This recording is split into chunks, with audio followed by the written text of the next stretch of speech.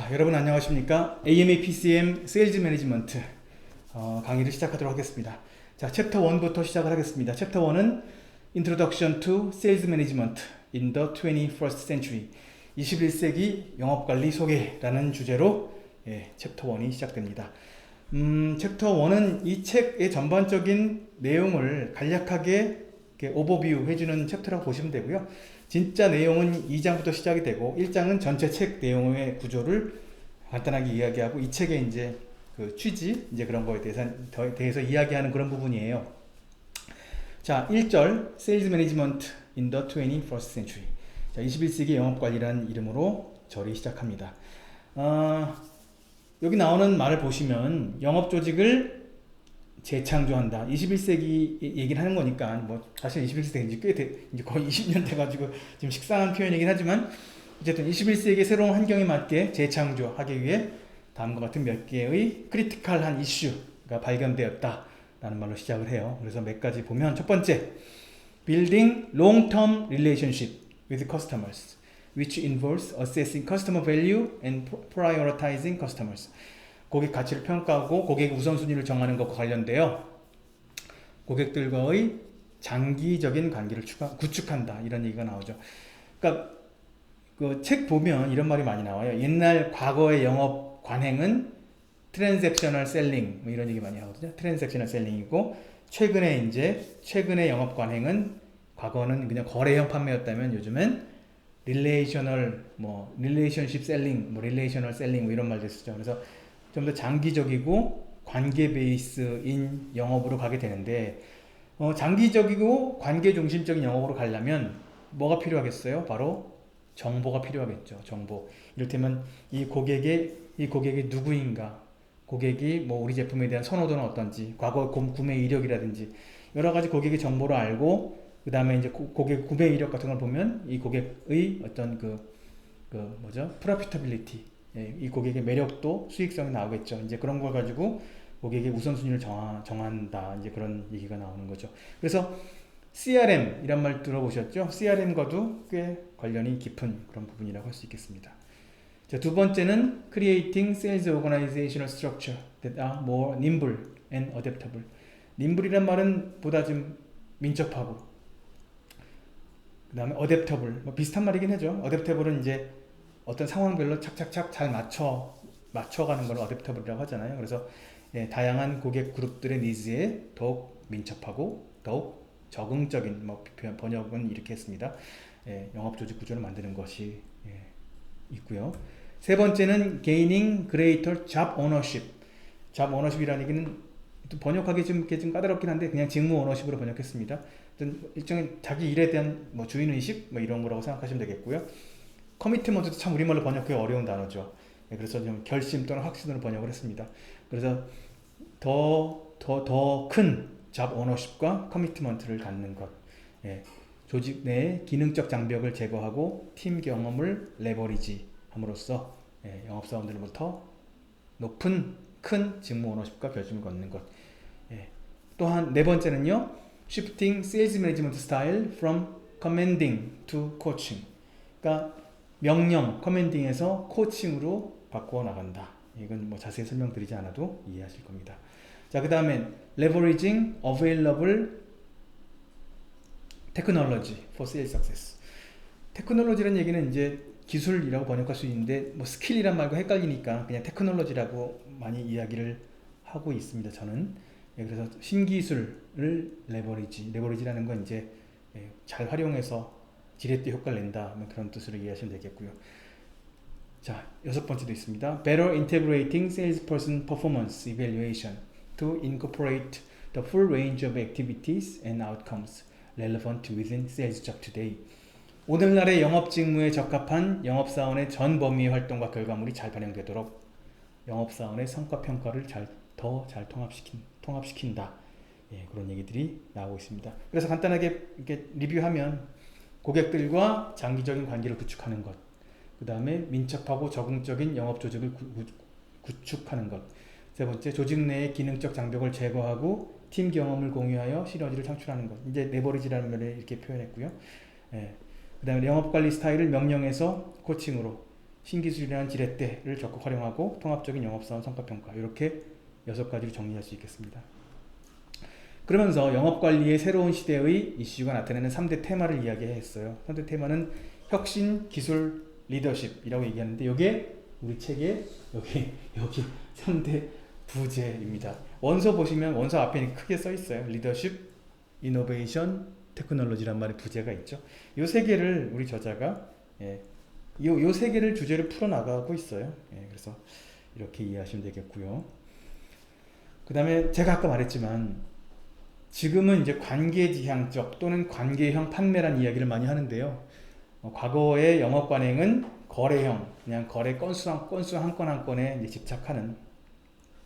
사실은 뭐 지금 영업 관행이 거래형이 아니라고 말할 수는 없죠. 지금도 숫자는 매우 중요한 것이고 그날 하루의 매출 실적과 매출 건수는 중요하니까요. 아무튼 그렇습니다. 거래를 중시하는 방법이고요. 개별 조직에 속한 개개인이 보상에 대한 대응으로서 제품과 서비스를 고객한테 전달하는 것과 관련된 독립적인 거래를 성사시키는 것을 말하죠. 이런 거를 이제 트랜잭셔널 셀링이라고 이야기를 했죠. 그런데 오늘날은 그 거래형 판매에서 좀 발전해 나가서 관계형, 릴레이션십, 관계형 판매의 접근법으로 바뀌게 되었다. 이런 표현이 나오고 있습니다. 그러면서 discontinuous change, 뭔가 좀 단절적이고 급진적인 혁신. 그래서 이것을 다른 말로 뭐 disruptive innovation 이런 표현도 쓰기도 하죠. 어쨌든 변화가 매우 그 단절적이고 불연속적인 변화가 일어나니 우리도 그거에 대응하기 위해서는 그냥 과거에 하던 약간의 개선이 아니라 뭔가 좀 더 드라스틱 보다 과감한 전략적 액션을 해야 한다. 이런 표현이 나옵니다. 이게 영어로 시험 보실 거죠? 네. 보실 거죠. 시험 보실 거면 이 영문 하나하나가 이렇게 다 나오기 때문에 제가 영어로 이렇게 한번 말씀드리는 게 이제 그런 취지예요. 그냥 우리말로 뜻만 이해해도 되긴 하는데 시험을 보실 거면 이제 그런 표현들도 중요해가지고요. 말씀드립니다. 그래서 drastic strategic action이 필요하다. 테크놀로지라는 게 사실 신기술이라고 하는데 영업사원이 사용할 수 있는 신기술이라는 게 되게 제한적이죠, 사실은. 그죠? 우리 그 영업사원이 굉장한 테크니컬 셀러가 아닌 이상 영업사원으로서 쓰는 뭐 이렇게 도구라는 게 뭐가 있을까요? 끝에야 뭐 스마트폰이나 여기 쓴 뭐 아이패드나 제 친구들은 영업사원 하는 친구 보니까 아이패드 하나씩은 꼭 갖고 다니더라고요. 그 정도가 이제 테크놀로지고 이 책에서도 아이폰에 대한 강조를 몇 번 하더라고요. 아이폰이 영업에 큰 뭐 변화를 일으켰다 그런 얘기도 하고요. 근데 이거 우리 책에 나오는 얘기는 아닌데 이런 표현도 나와요. 가끔은 뭐 구기술이 뭐 신기술보다 더 효과적으로 사용될 때가 있다. 뭐 과거 좀 이게 나이 든 영업사원이나 과거 방식이 익숙한 사람들은 또 오히려 그게 효과적일 때가 있긴 하겠죠. 근데 앞뒤 맥락 없이 이게 써 있는 문장이어서 어떤 취지로 쓴 말인지 잘 모르겠지만 어쨌든 그렇습니다. 그 다음에 leading vs managing. 리더가 될 것이냐 아니면 매니저가 될 것이냐 이런 말도 이제 우리 영업할 때 많이 쓰는 말이잖아요. 그래서 리더를 더 이제 중시하는 거죠. 자, 영업사원의 효과적인 리더십은 다음을 포함한다. 자, communicating with salespeople rather than controlling them. 그러니까 그들을 통제하려 하는 것보다 그들과 소통하고 커뮤니케이트 하라. 그 다음에 슈퍼바이저나 보스보다도 치어리더가 되라. 세 번째, 영업사원에게 디렉팅 하지 말고 임파워링 해줘라. 그럼 이렇게 힘을 주라는 얘기죠. 권한이임도 좀 해주고 딜리게이션도 해주고 이제 그런 얘기겠죠. 이런 얘기가 효과적인 리더십이라는 이름으로 나오고 있어요. 그 다음에 글로벌 포커스를 이끄는 요인들에 대해서 몇 가지가 나옵니다. 전 세계 어디서나 커뮤니케이션 할 수 있는 능력 중요하겠죠. 두 번째, 국내 밖에 큰 성장 기회가 있다는 realization, 깨달음이 있겠고요. 그 다음에 고객이 글로벌화 돼 있잖아요. 고객이 전 세계 어디에나 있기 때문에 기업도 많이 국제화된 기업도 많이 출연하고 있는 것들이죠. 이런 게 이제 글로벌 포커스를 이끄는 요인들로 정리가 됩니다. 과거에는 거래적 판매였고 지금은 관계형 판매의 시대라고 이야기를 하는데, 관계형 판매라는 것은 고객과 우리 회사가 좋은 관계를 맺는 거잖아요. 그렇다면 우리가 관계를 맺을 만한 그런 믿을 만하고 그런 회사가 되어야 하는데, 우리가 좀 비윤리적인 관행에 뭐 이렇게 휩싸여 있다. 그건 비윤리적인 활동들을 한다면 이런 관계지향적 시대에 더 큰 문제가 될 수 있다. 이런 얘기도 나오고 있습니다. 자, 2절 영업 관리에 대한 간단한 이야기를 해보겠습니다. 21세기 영업 관리에 대한 두 개의 키 포인트가 규명되어야 한다고 해서 두 가지가 나오는데, 첫째, 기업들은 당연히 판매가 효과적인 마케팅 전략의 필수적인 요소임을 깨닫는다. 아무리 거래 시대가 아니라고 하더라도 판매가 너무 당연히 중요하죠. 자, 제가 번역할 때 세일즈는요, 영문책이 별로 없다 보니까, 우리나라 번역이 없다 보니까 참고할 케이스가 별로 없기도 하거니와 영어로 된 거 번역하기 되게 어렵더라고요. 세일즈 쪽에서는 이를테면 세일즈, 셀링 이거 번역할 때 이 차이를 어떻게 해야 될까? 세일즈는 영업으로, 셀링은 판매로 주로 번역을 하게. 그러니까 참고로 제가 말씀드릴 때 그렇게 말씀드릴 거예요. 어쨌든 셀링은 판매죠. 판매가 효과적인 마케팅 전략의 필수적인 요소이다. 이런 얘기 나오고 있고요. 두 번째, 세일즈포스를 관리하는 것은, 저는 세일즈포스를 번역할 때 영업조직으로 번역을 했어요. 세일즈포스를 번역할 만한 딱히 좋은 표현이 없더라고요. 영업력으로 번역하면 좀 이상하고, 그리고 세일즈포스 안에 어떤 그 조직이라는 의미가 많이 들어가 있더라고요. 번역을 하다 보니까. 그래서 이제 영업조직으로 저는 말씀드릴게요. 역동적이다. 역동적이라는 얘기는 환경 변화에 아까 말한 것처럼 nimble-하고 adaptable하고 좀 반응할 필요가 있다. 이제 그런 얘기를 하고 있는 것이죠. 기업의 환경, 외부, 내부라는 게 우리 조직 내부 그런 거 얘기하는 것이고요. 그리고 환경적인 그런 외부 환경에 효과적으로 반응할 수 있도록 수립되어야 한다. 그리고 기업의 마케팅 전략과 일관되어야 한다. 이런 차원에서 다이나믹 프로세스라고 이야기했습니다. 사실 이 얘기가 되게 딱딱하니까 이야기 좀 많이 하셔도 괜찮습니다. 편하게. 사실 되게 드라이한 내용들이 워낙 많아가지고요. 자, Sales Management, all activities, processes, and decisions involved in managing the sales function in an organization. 조직 내에서 영업 기능을 관리하는 것과 관련된 모든 활동, 프로세스, 그리고 의사결정을 세일즈 매니지먼트라고 합니다.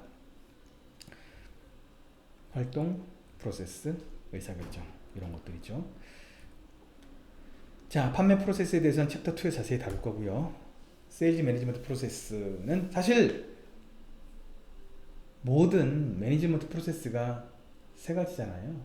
계획, 실행, 평가. plan, do, see 이런 식으로 이제 이루어져 있죠. 영업도 마찬가지다. 그래서 영업 프로그램, 계획, 여기 이제 formulation이죠. 그 다음에 실행, 액션 또는 implementation. implementation이라는 뜻은요, 액션과 동의어거든요. 동의어인데 implementation은 계획대로 이행한다. 이런 뉘앙스가 강해요. 그냥 액션은 좀 포괄적인 액션이고, implementation도 액션은 액션인데 계획대로 이행한다. 이런 뜻이고, evaluation and control은 통제죠. 통제는 실행한 것을 보고 잘 됐나 못 됐나 평가하고, 평가를 하기 위해서 중요한 것은 측정이죠. 측정은 어떤 measurement, 측정을 통해서 문제가 있네? 문제가 있다는 거 어떻게 발견하게 될까요? 이를테면 계획 내에 있던 목표와의 갭, 아니면 여러 가지가 있겠죠. 목표와의 갭을 보고 문제가 있구나 하고 뭔가 발견하고, 이 문제가 어디서 왔느냐를 이제 따져보겠죠. 그래서 계획에서 온 건지, 목표가 잘못된 것인지, 아니면 실행상에 문제가 있었던 것인지, 여러 가지 문제가 있다면 그 문제에 대해서 이제 그 문제를 이제 해결하기 위해서 뭔가 수정 작업이 필요하겠죠. 전략을 수정하든 목표를 수정하든 액션 플랜을 수정하든 여러 가지 뭐 수정이 필요하겠죠. 그런 것을 우리가 컨트롤에 포함시키죠. 컨트롤 안에 포함되는 게 피드백까지 포함되는 것이죠. 그래서 measure, evaluate, 그다음 feedback. 요 세 가지가 이제 컨트롤이라는데, 그러니까 요 세 번째 나오는 evaluation은 컨트롤에 포함되는 것이에요. 자, 좀 더 자세히 이야기하면 formulation은 플래닝이에요. 한마디로 플래닝. formulation은 세일즈 프로그램을 포뮬레이트 한다는 것이니까 플랜을 말하는 것이고요. 당연히 환경적 요인을 고려해야겠죠. 두 번째는 실행입니다. 실행은 뭐 자원을 투여하는 것이죠. 인적 자원, 시간적 자원, 금전적 자원 같은 거를 이제 투여해서 뭔가를 하는 것이고요. 그 다음에 evaluation and control은 측정, 평가, 피드백 같은 것이 포함되는 마지막 단계죠. 자, 세 번째입니다. Environmental factors impact success in selling. 판매 성공에 영향을 주는 환경적 요인에 대해서 보겠습니다. 외부 및 내부. 외부, 내부. 외부는 회사 밖, 내부는 회사 안. 이렇게 말할 수 있는 것이고요. 특히 이제 외부 중에서 환경적 영향력. 우리가 흔히 말할 때 정치, 경제, 사회, 문화 이렇게 얘기하잖아요. 정치, 경제, 사회, 문화, 기술, 자연, 경쟁 이렇게 얘기해요. 우리 책에서. 그래서 이런 것들을 이제 environmental forces라고도 하고, 뭐 environmental factor라고도 하고, 아니면 거시적 환경 요인이라고 부르기도 하고 하는 건데, 이거의 특징은 일개 기업이 컨트롤할 수 없다는데, 이 책에서는 컨트롤할 수 있긴 해. 약간 그런 뉘앙스를 쓰였어요. 그래서 컨트롤하기 어렵다. 사실 정치, 경제, 사회, 문화, 기술, 환경, 경쟁 이런 거는 우리가 손쓸도리가 없는 경우가 많잖아요. 그렇죠? 경제 코로나로 인한 경제 악화, 뭐 저출산, 고령화, 뭐 이런 것들, 이런 경제 문제인데 이런 거 손쓸 돈이 없잖아요. 그렇죠? 그래서 이런 외부적 요인에 대해서는 위협 또는 기회로 인식할 수밖에 없는 거지, 우리가 이거를 어떻게 바꾸거나 영향을 미치거나 하기 좀 어려운 면이 있어요. 마찬가지로 정치도 마찬가지. 정치는 법이거든요. 법은 지키라고 있는 거지 뭐 바꾸라고 있는 건 아니니까. 물론 이 뒤에 우리 책에 나오지만 미국은 로비가 있잖아요. 로비. 그래가지고 어느 정도는 영향을 미칠 수 있다, 이런 얘기가 나오긴 합니다. 사회 문화 같은 게 이제 저출산, 고령화, 뭐 결혼 늦게 하고 뭐 등등 이런 것들 포함시키는 거고, 기술은 아주 사소한 기술 개발 발전이 아니고 지금 큰 흐름, 모바일화, AI, 뭐 4차 산업혁명 이런 거 얘기할 때 이제 우리가 기술 얘기하는 것이고요. 경쟁은 어떤 A, B 업체가 막 박터지게 싸우는 그런 경쟁 말고, 경쟁이 펼쳐지고 있는 즉 거시적인 경쟁 환경, 뭐 독점적 환경인지 뭐 이런 등등 이런 경쟁적 환경을 이야기하는 것이에요. 자연도 우리가 요즘 유행하는 말이 있던데 뭐죠? 그 기업의 사회적 책임이라고 그래가지고 많이 나오는 말이 있던데, SK하고 기억이 안 나네요. 아무튼 그거 같아요. 아무튼 그런 것도 이제 자연관이 그런 거 이제 많이 고려하는 거잖아요. 이제 이런 것들이 이제 환경적 영향력이라고 이야기하는 것이에요. 환경적 변수의 변화는 마케팅 전략의 궁극적 성공 또는 실패를 결정하는 데 영향을 준다. 당연하죠. 그렇죠? 환경 변수가 변하면 마케팅 성패를 좌우할 수 있죠. 코로나 같은 것도 그렇고요. 이게 이제 린 퀴진이라는 아마 네슬레 자회사에서 나온 냉동식품일 거예요. 이런 것도 이를테면 여성의 뭐 직업 참여도가 높아지면서 이런 간편식 같은 게 많이 뜨고, 뭐 우리나라도 햇반 같은 거 나온 게 90년대 중후반인데, 그때가 한창 이제 전업주부들 없어지고 여자들이 이제 일 많이 하고 이제 그러면서 나온 제품이잖아요. 이런 것도 일종의 환경적 변수에 영향을 받은 제품이라고 말할 수 있겠죠. 환경의 변화는 조직의 새로운 마케팅 기회를 창출할 수 있다. 이것도 좀 너무 당연한 얘기죠. 기저귀 만드는 회사 하기스, 유한 킴벌리죠. 기저귀가 안 팔렸어요. 그래서 걱정했어. 큰일 났다. 저출산으로 기저귀가 안 팔려. 이건 위협이죠. 그런데 노령화 때문에 성인용 기저귀가 잘 팔려. 이건 또 기회가 됐잖아요. 그렇죠? 그런 식으로 이제 환경의 변화는 새로운 마케팅 기회를 창출할 수 있다. 그렇게 이야기할 수 있겠고요. 그 다음에 제가 여기 느낌표 써놓은 거는 제 생각에 약간의 논란이 될 수 있는 거라 생각해서 쓴 거예요.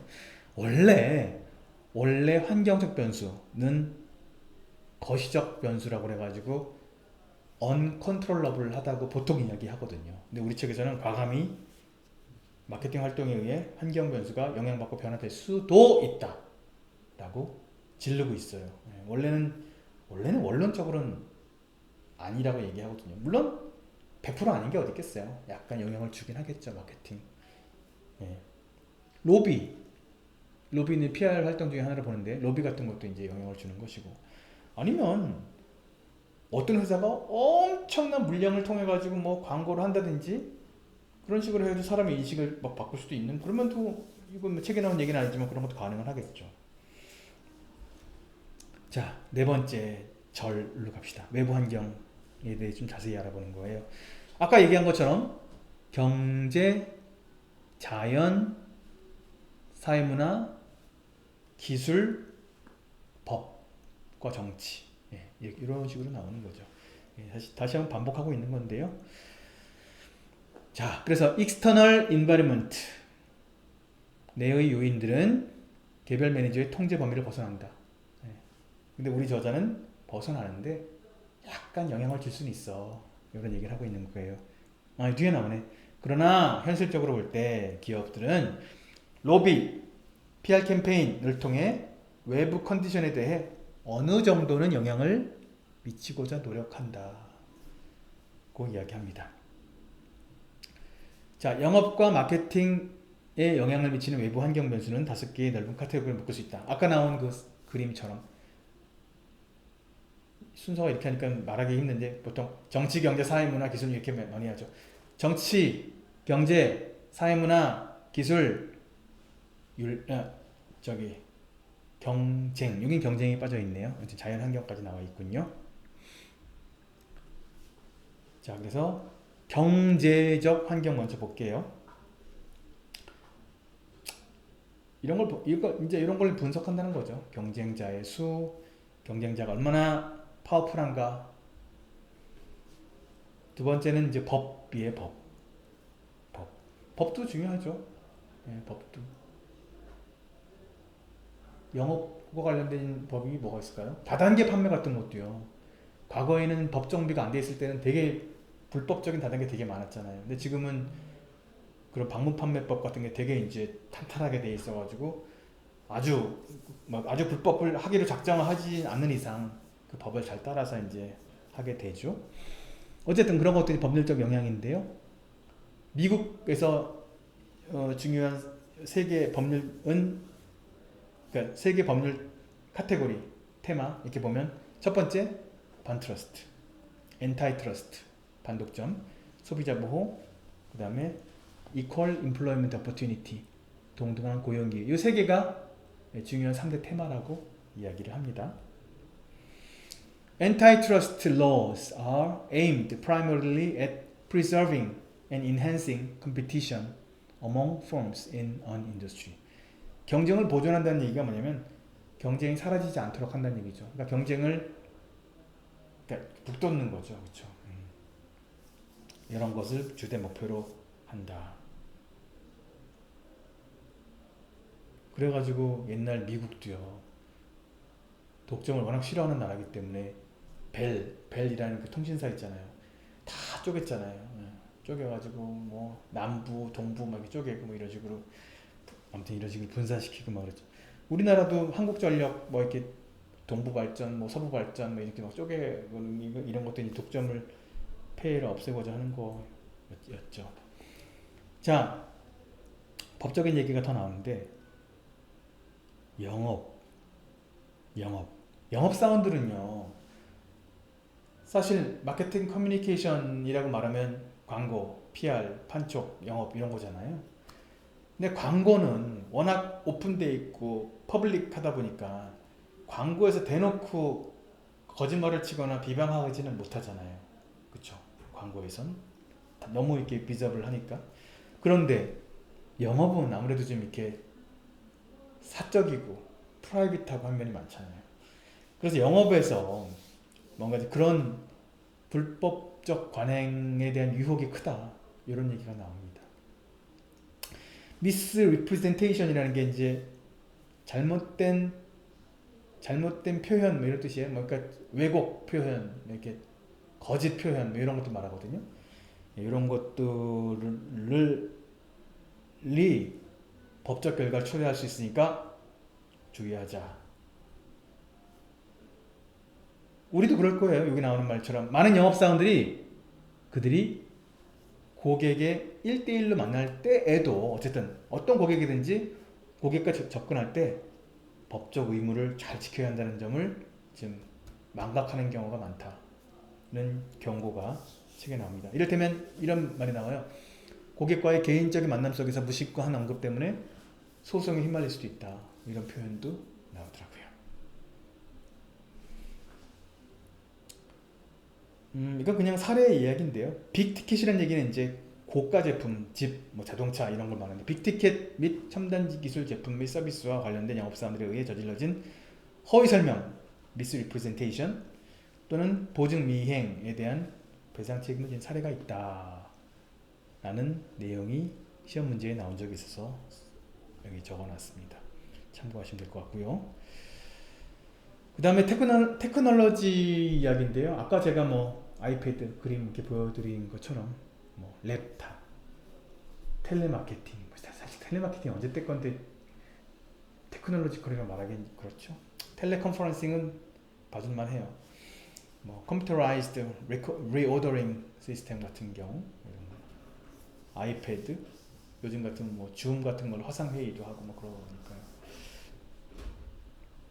자, 소셜 앤 컬처럴 인바이런먼트, 윤리에 좀 중점을 많이 두더라고요. 법과 윤리를 이야기할 때 어떤 것이 선행하고 어떤 것이 후행하느냐. 예.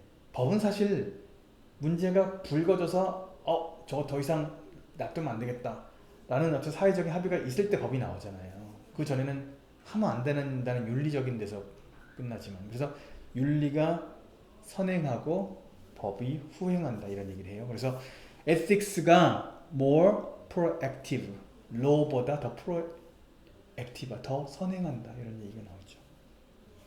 윤리적 표준은 그래서 사회적 문제를 예견하고 회피하죠. 그 다음 법은 그 다음에 부정적 결과가 명백해진 후에 나타난다. 그래서 매니저가 영업사원들을 가르치죠.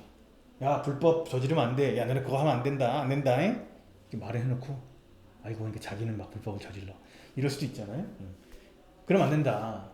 말만 할 것이 아니라 영업사원, 매니저가, 보스가, 리더가 솔선수범을 해야 된다.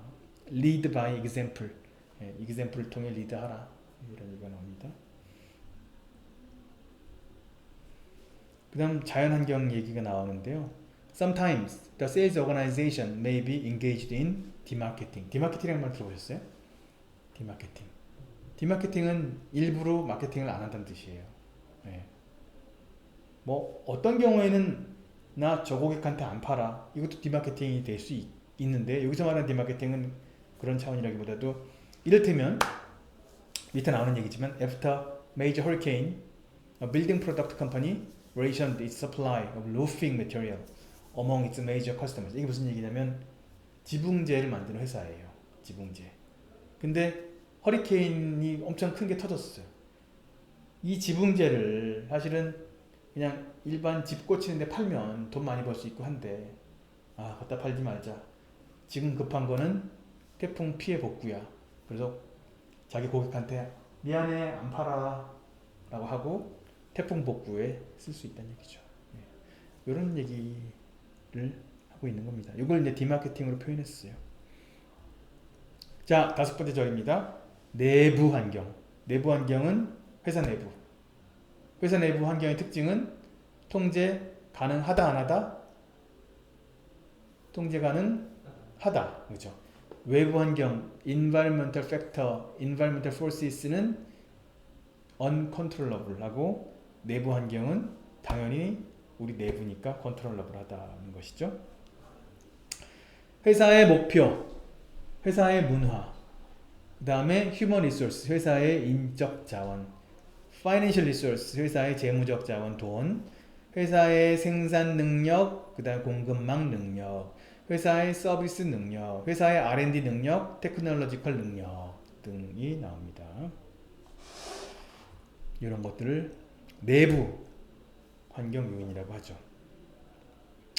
그래서 방금 이야기했죠. 이것들 목표 및 문화. 목표는요, 골과 오브젝티브가 있죠. 골과 오브젝티브.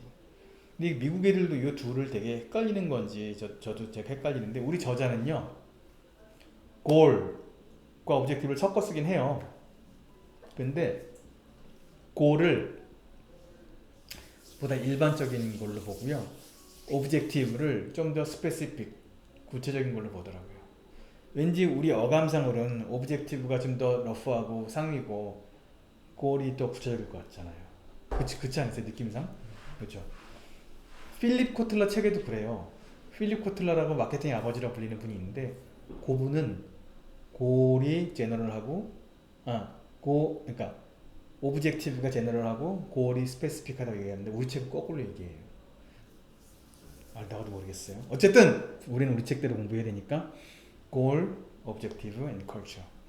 인적 자원, 재무적 자원, 생산 및 공급망 능력, 서비스 능력, R&D 및 테크놀로지컬한 능력들을 내부 환경 변수라고 합니다. 기업의 내부 조직적 환경은 영업관리 전략에 영향을 미칠 수 있다. 이런 당연한 얘기를. 자, 이제 하나하나 볼게요. 1. Goal, Objective, and Culture.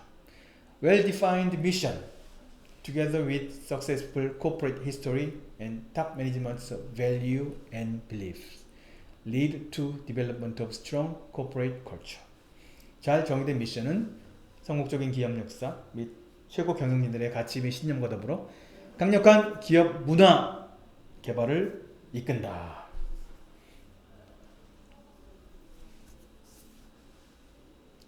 영업 조직에서 윤리적인 행동을 이끄는 것은 고위 경영진에 의해 만들어진 분위기, 톤 뿐만 아니라 회사의 전반적인 문화다. 시험 문제가 되게 일반적이고 한 것만 나오는 게 아니고, 책에서 아주 구체적인 걸 막 밑줄 쳐서 막 문제를 내고 그래요. 전 사실 그런 게 되게 불만이긴 하거든요. 근데 이런 문제들도, 이런 문제에다 밑줄 쳐놓고 맞추게 한다든지, 아니면 요게 맞냐 틀리니 true false 문제가 낸다든지, 이렇게 골탕 먹이는 문제들이 꽤 많습니다. 그래서 저도 이렇게 꼬치꼬치 문장을 알려드리고 싶지 않거든요. 그래도 시험을 대비하려면 시험에 나왔던 문장들을 제가 빼먹지 않고 이렇게 쓰고 있습니다. 휴먼 리소스는 인적 자원, 굳이 설명할 필요가 없어서 그냥 사전으로 대체할게요. 재무적 자원, 프로덕션 앤 서플라이 체인 캐퍼빌리티, 생산 및 공급망의 능력, 서비스 능력, 연구개발 및 테크놀로지컬, 즉 신기술 능력입니다. 여기까지가 챕터 1이었습니다. 챕터 2는 잠시 후에 계속하겠습니다.